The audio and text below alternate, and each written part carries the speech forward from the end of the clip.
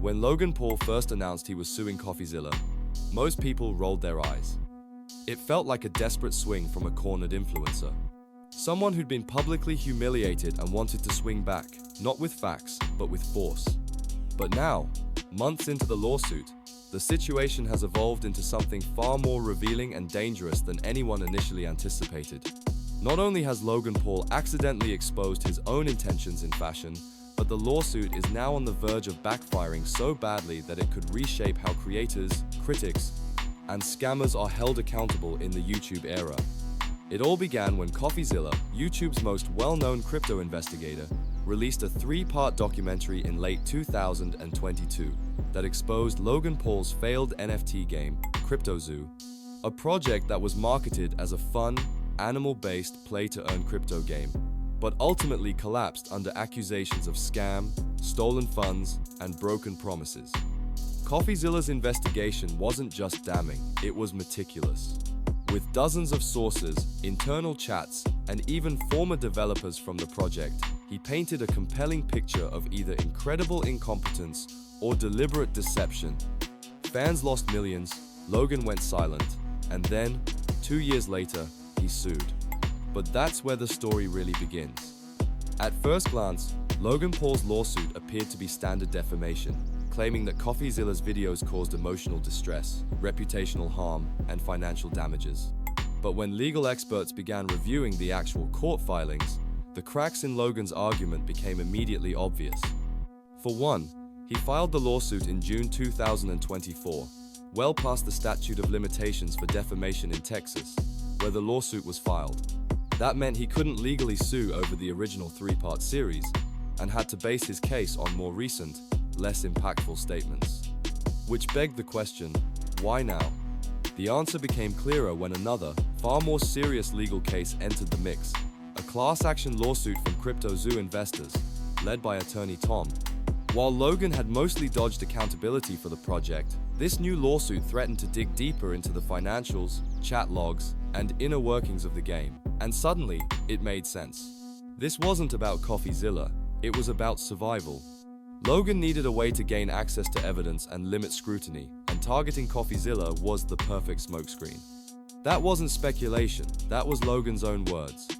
Court documents revealed text messages from Logan Paul, written before the filed, stating that his goal was to sue this mother into the ground, and that the lawsuit would make everything come out. Logan even admitted, in writing, that the whole point was just to make his life difficult.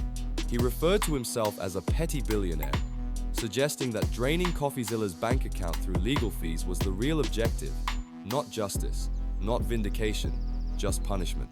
But this strategy carried a fatal flaw. By aggressively pursuing CoffeeZilla, Logan accidentally created a legal overlap between the defamation lawsuit and the CryptoZoo class action case. In other words, by trying to destroy his biggest critic, he linked the two lawsuits together in a way that might allow a judge to merge them, a devastating outcome that would strip Logan of the ability to compartmentalize his legal problems. It's like setting your house on fire to kill a fly and accidentally igniting the entire neighborhood. CoffeeZilla's legal team pounced. In April 2025, they filed a motion to stay and transfer the venue of the case, citing 3 major reasons. 1. The evidence in both lawsuits was practically identical. 2. Logan's lawsuit wasn't about clearing his name, but punishing a reporter. And 3. Logan was using the defamation case to gain inside information on the class action lawsuit.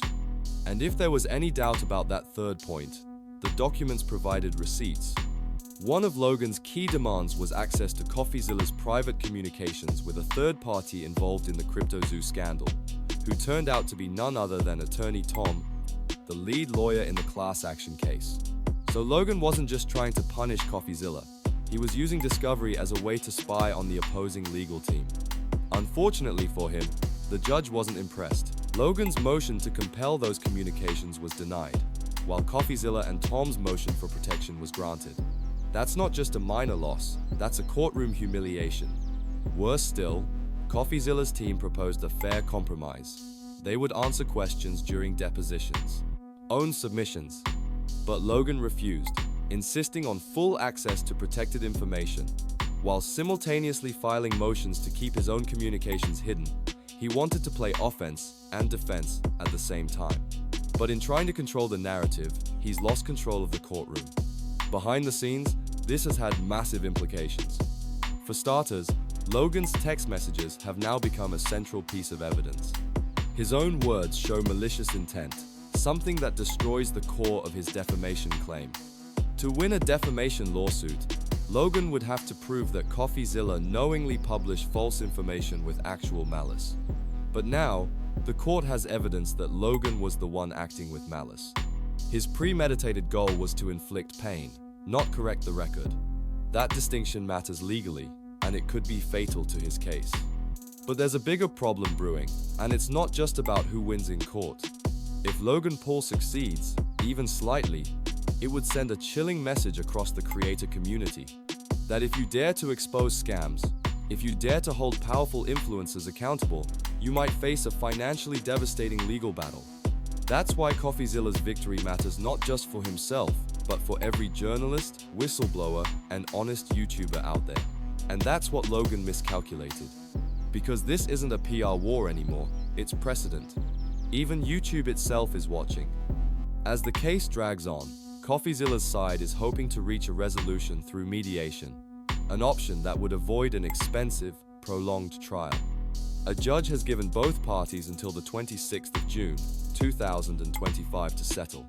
But knowing Logan's track record, a clean resolution seems unlikely. His strategy seems to be delay and bankrupt, hoping that dragging CoffeeZilla through years of litigation will accomplish what evidence never could. It's a dangerous game, and one that might already be unraveling. Because the deeper you look into this case, the more obvious it becomes that Logan is less concerned with the truth, and more concerned with protecting his empire, his actions. Filing lawsuits after the statute of limitations expired, targeting critics with vague accusations, and admitting behind closed doors that the goal is revenge, paint a picture of someone who knows he's guilty, but refuses to accept it, and now, his brand is collapsing under the weight of that denial. From WWE appearances to Prime Hydration launches, Logan built himself into a mainstream celebrity. But now, every headline about this lawsuit chips away at that image. He's no longer the reformed YouTuber who rose above controversy. He's the millionaire influencer who scammed his fans, then tried to sue the truth away. And in doing so, he's only made CoffeeZilla stronger. Because even if CoffeeZilla loses in court, he's already won in the court of public opinion. His videos, his investigations, and now his legal defense are all a blueprint for what accountability can look like in the influencer economy. Meanwhile, Logan's lawsuit has become a cautionary tale. Not about defamation, but about desperation. And that's the terrifying part. Because Logan's actions don't just affect himself. If successful, they would embolden other influencers to do the same. Every crypto scammer with a lawyer could weaponize defamation claims to silence critics.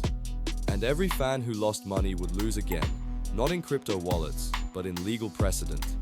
That's why CoffeeZilla's defense isn't just important, it's essential.